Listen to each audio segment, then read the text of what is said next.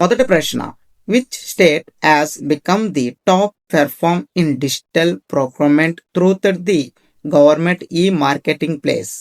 Government e marketing place ద్వారా digital స్వీకరణలోని ఏ రాష్ట్రం అగ్రస్థానంలో నిలిచింది?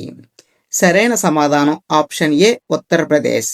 ఉత్తరప్రదేశ్ రాష్ట్రానికి చెందిన జనాభా ఎక్కువ మంది ఈ యొక్క గవర్నమెంట్ ఈ మార్కెటింగ్ ప్లేస్ యాప్ను ఎక్కువగా యూజ్ చేస్తున్నారు.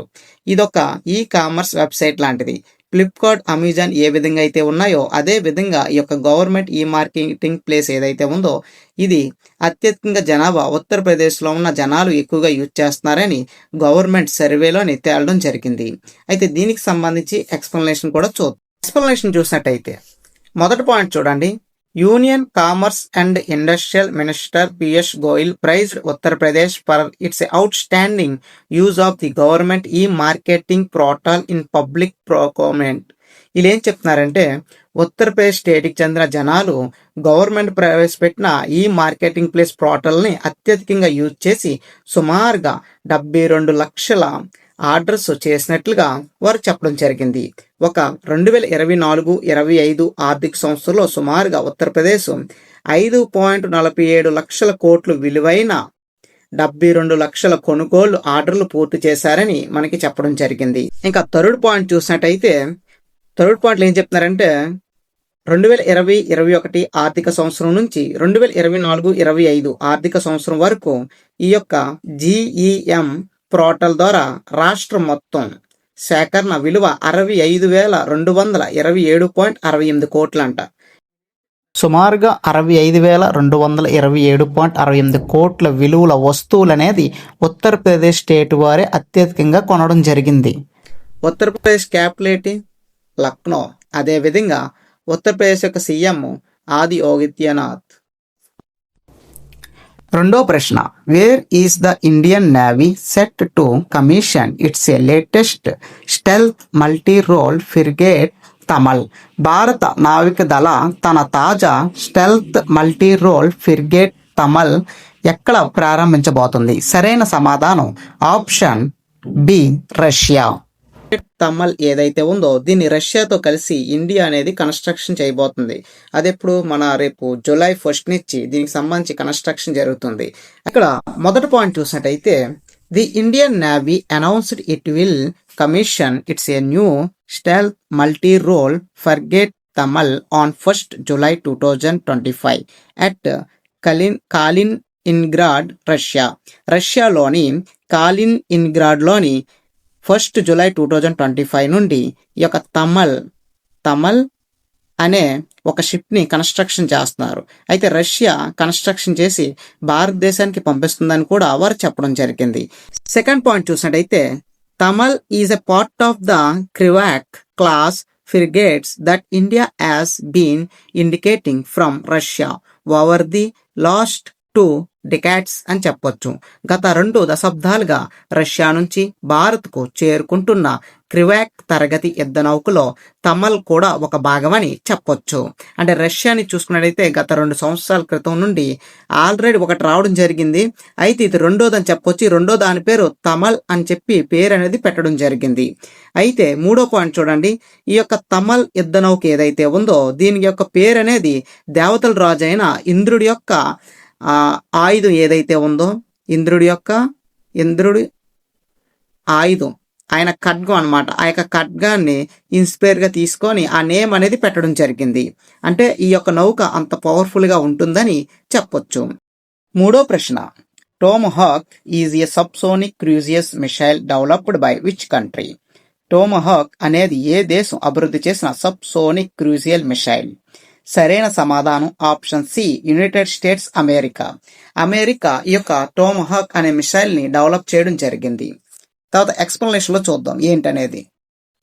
ఎక్స్ప్లెనేషన్ చూసినట్టయితే ఈ యొక్క మిసైల్ అనేది అమెరికా డెవలప్ చేయడం జరిగింది.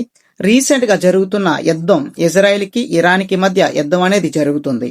అయితే ఈ యొక్క మిసైల్ ఏదైతే ఉందో ఈ యొక్క మిసైల్ ని ఇజ్రాయెల్ పైన దాడి చేయడం జరిగింది. ఏ విధంగా?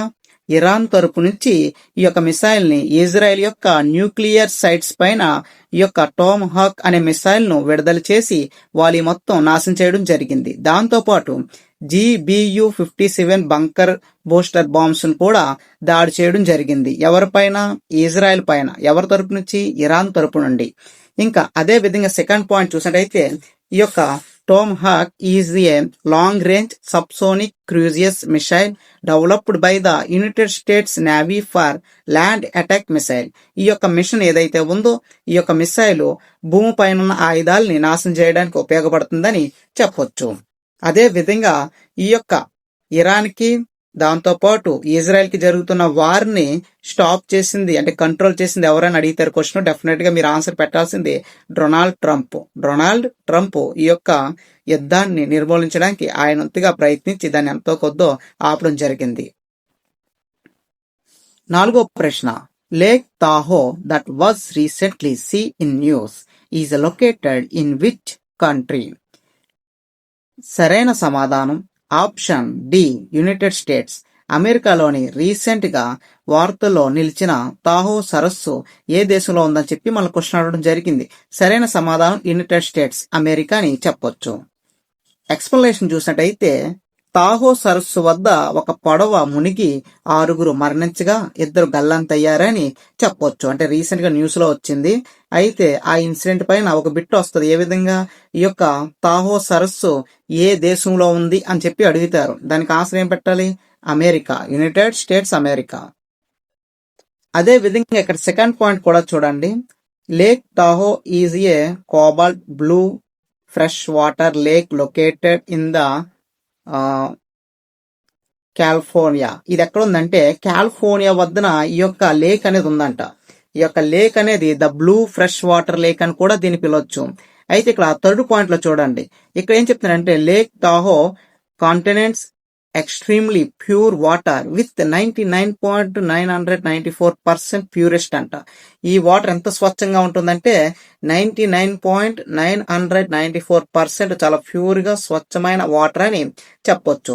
ఈ యొక్క సరస్సు రీసెంట్ గా న్యూస్ లో రావడం జరిగింది. అక్కడ పొడవ మీద వెళ్తున్న 6 సభ్యుల్లో 4 మరణించడం జరిగింది, 2 గల్లంతయ్యారని చెప్పి న్యూస్ లో రావడం జరిగింది. 5వ ప్రశ్న చూసినట్టయితే పర్యావరణ పరిరక్షణ ప్రయత్నాలను బలోపేతం చేయడానికి ఏ రాష్ట్ర ప్రభుత్వం మాజీ వసుధర క్యాంపెయిన్ 6.0ను ప్రారంభించింది? Which state government has launched Majhi Vasudhara campaign 6.0 to strengthen environment conservation efforts? సరైన సమాధానం option B, Maharashtra. Maharashtra government recent గా ఈ యొక్క పర్యావరణాన్ని కాపాడడానికి పరిరక్షించడానికి రీసెంట్ గా వసుధర అనే క్యాంపెయిన్ 6.0ను ప్రారంభించడం జరిగింది.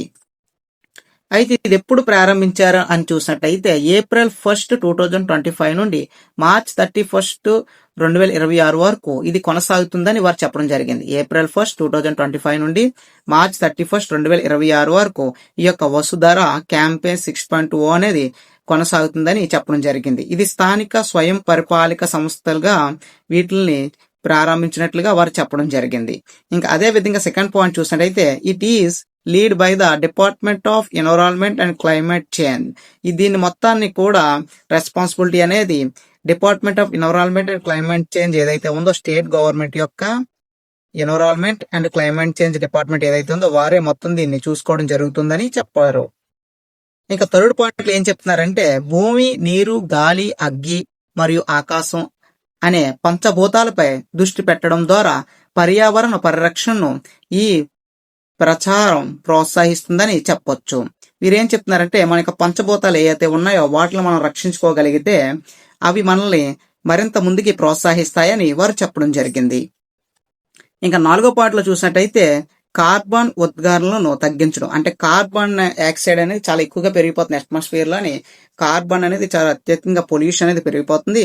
ఈ పొల్యూషన్ తగ్గించి మనం ఈ యొక్క గ్రీన్ హౌస్ గ్యాస్ ఏదైతే ఉన్నాయో వాటిని మనం కాపాడుకోవాల్సిన అవసరం ఉందని, వారు ఈకో ఫ్రెండ్లీ లైఫ్ స్టైల్ అనేది మెయింటైన్ చేయాలని వారు దీన్ని ఎంకరేజ్ చేయడం జరుగుతుంది. 6వ ప్రశ్న Bhashini is an artificial intelligence powered language translation platform developed by which ministry? Bhashini అనేది ఏ మంత్రివర్గ శాఖ ద్వారా అభివృద్ధి చేయబడిన కృత్రిమ మేధస్సు ఆధారిత భాషా అనువాద వేదిక? సరైన సమాధానం option A ministry of electronics and information technology. Ministry of electronics and information technology. ఈ యొక్క మినిస్ట్రీ వారు దీని యొక్క వారి అండర్లోని దీన్ని డెవలప్ చేస్తున్నారు. దాని పేరేటి? భాషిని.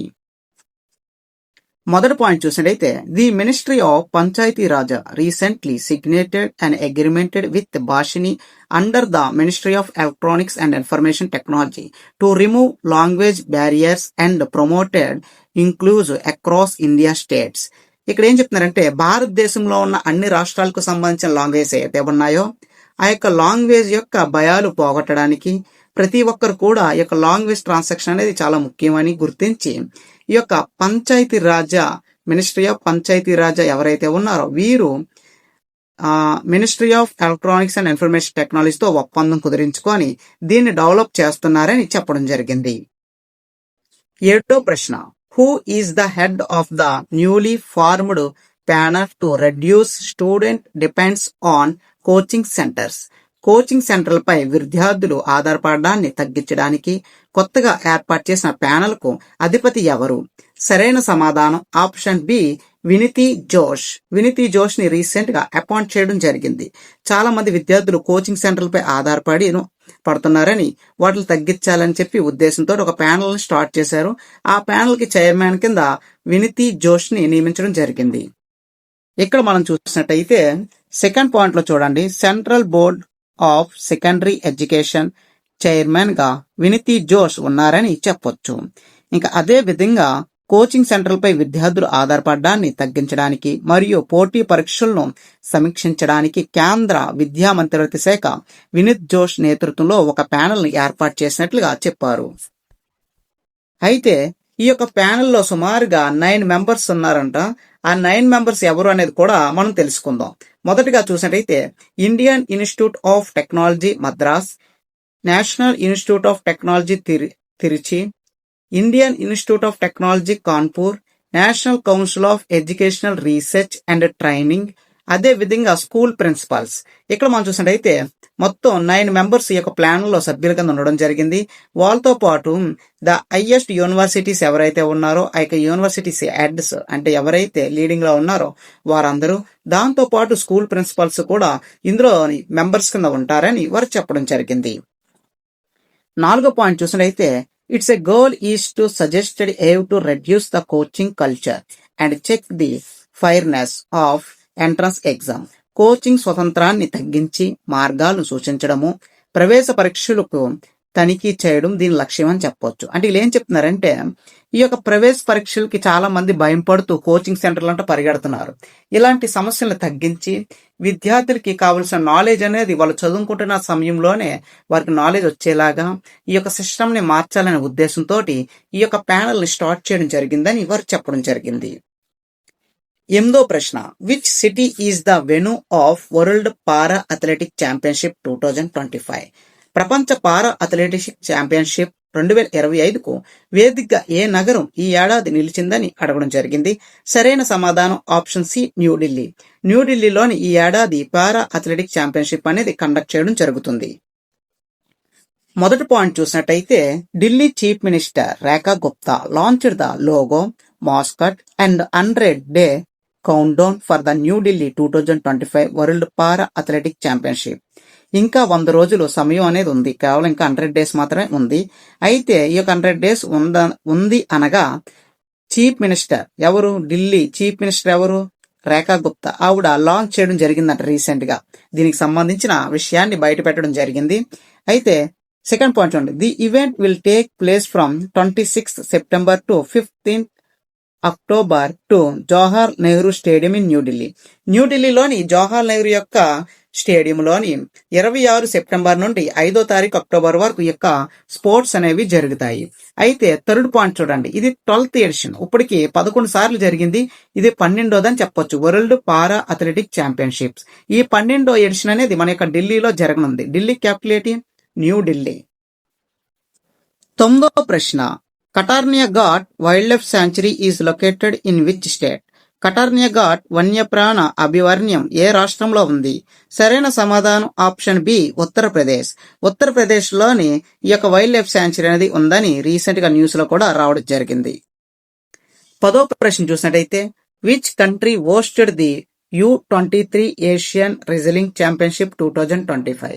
అండర్ 23 ఏషియన్ రెజ్లింగ్ ఛాంపియన్షిప్ 2025కు ఆతిథ్యం ఇచ్చిన దేశం ఏది? సరైన సమాధానం option C Vietnam. Option C Vietnam. Explanation చూసినట్టయితే అండర్ 23 ఏషియన్ రెజ్లింగ్ ఛాంపియన్షిప్ 2025 వియత్నాంలోని హూంగ్ టౌన్ లో జూన్ 18 నుండి 21 వరకు జరగనుంది. ఎక్కడ? హుంగ్ టౌన్ లోని జూన్ 18 నుంచి 21 వరకు జరగనుంది. ఇంకా సెకండ్ పాయింట్ చూసినట్టయితే కాంటినెంటల్ యూత్ రెజ్లింగ్ పోటీలకు వియత్నాం ఆతిథ్యం ఇవ్వడం ఇదే తొలిసారి. ఇప్పటికొచ్చి ఒకసారి కూడా రెజ్లింగ్ ఈవెంట్ అనేది వియత్నాం కంట్రీలో జరగలేదు. ఇదే మొదటిసారి అని చెప్పొచ్చు. మనం చెప్పొచ్చు. ఇంకా థర్డ్ పాయింట్ చూసినట్టయితే 20కి పైగా ఏషియన్ దేశాలు పాల్గొన్నాయి ఈ టోర్నమెంట్ లో. భారత చరిత్రాత్మక ఆధిపత్యం ప్రదర్శన చేసిందని చెప్పొచ్చు. ఈ యొక్క ఈవెంట్ లోని సుమారుగా అంటే జూన్ 18 నుంచి 21 వరకు అంటే ఈవెంట్ అనేది పూర్తయిపోయింది. అయితే ఇందులో సుమారుగా 20 దేశాలు పైగా ఈ యొక్క ఈవెంట్ లో పాల్గొన్నాయని చెప్పడం జరిగింది. కేవలం మనకి ఏషియన్ ఖండం ఏదైతే ఉందో ఈ యొక్క ఏషియన్ ఖండంలో ఉన్న 20 దేశాలు పాల్గొనడం జరిగింది. ఇదొక ఈ టోర్నమెంట్ ఏదైతే ఉందో భారత్ చరిత్రాత్మక ఆధిపత్య ప్రదర్శన చేసిందని చెప్పొచ్చు. ఈ యొక్క ఈవెంట్ లోని భారతదేశం అనేది ఒక రీతిలో పర్ఫార్మెన్స్ అనేది చేసిందని వారు చెప్తున్నారు. 11వ ప్రశ్న Chios island recently in news is associated with which country? Chios ద్వీపం ఇటీవల వార్తల్లో నిలిచింది. ఇది ఏ దేశానికి సంబంధించిందని అడగడం జరిగింది. సరైన సమాధానం ఆప్షన్ ఏ గ్రీస్ కంట్రీకి సంబంధించింది ఈ యొక్క చియోస్ ఐలాండ్ అనేది. ఇలాంటి క్వశ్చన్లకి మనం ఎక్స్ప్లెనేషన్ అనేది అక్కర్లేదు, ఎందుకంటే ఇవి డైరెక్ట్ గా అడిగే క్వశ్చన్లు అనమాట. ఎగ్జామ్ లోని మా యొక్క నేషనల్ లెవెల్ దాటి ఇంటర్నేషనల్కి వెళ్ళిందంటే ఆల్మోస్ట్ డైరెక్ట్ గా అడిగితారు క్వశ్చన్స్. అక్కడ మీరు భయం పడాల్సిన అవసరం లేదు. అయితే ఇక్కడతోటి ఈ రోజు క్లాస్ అనేది పూర్తయింది. అదే విధంగా ఈ యొక్క అప్డేట్స్ మీ యొక్క స్నేహితులు కూడా షేర్ చేయండి, వాళ్ళకి కూడా ఎంతో యూస్ఫుల్ గా ఉంటుంది. దాంతోపాటు వీడియో స్టాప్ చేసి మీరు క్లాస్ అనేది రాసుకుంటే మీకు చాలా యూస్ఫుల్ గా ఉంటుంది. రన్నింగ్ నోట్స్ అంటే ప్రతి ఒక్కరు కూడా మెయింటైన్ చేయండి. ఇలాంటి మరిన్ని అప్డేట్స్ కోసం please subscribe to tech today channel. Thank you for watching this video.